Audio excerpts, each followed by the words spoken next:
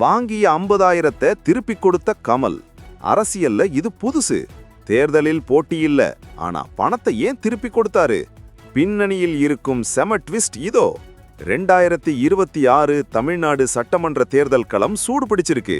திமுக கூட்டணியில் மக்கள் நீதி மய்யம் இணையும்னு எதிர்பார்த்த போதான் அந்த அதிரடி முடிவு வந்தது. திமுக கொடுத்தது வெறும் 2 சீட்டு, அதுவும் உதயசூரியன் சின்னத்துல நிக்கணும்னு நிபந்தனை. என் கட்சி அடையாளத்தை விடமாட்டேன் அப்படின்னு கமல் ஒரு மாசான முடிவை எடுத்தாரு. தேர்தலில் போட்டியிட ஆசைப்பட்டு 60க்கும் மேற்பட்ட நிர்வாகிகள் தலா 50,000 ரூபாய் விருப்ப மனு கட்டணம் கட்டியிருந்தாங்க. மத்த கட்சியா இருந்தா இந்த பணம் கட்சி நிதிக்கு போயிருக்கும்.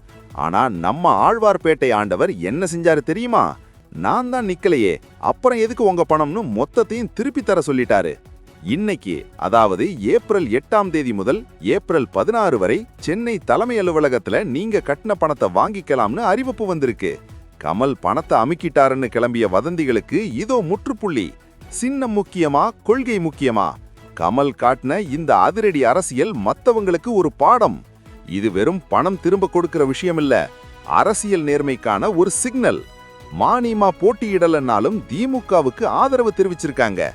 இது தேர்தல்ல என்ன மாற்றத்தை தரும்? கமல் எடுத்த இந்த முடிவு சரியா தப்பா? உங்க கருத்தை கமெண்ட்ல சொல்லுங்க. இந்த நேர்மையான அரசியலை ஆதரிச்சா ஒரு லைக் போடுங்க. மறக்காம சப்ஸ்கிரைப் பண்ணுங்க. வாங்கிய 50,000 திருப்பி கொடுத்த கமல்.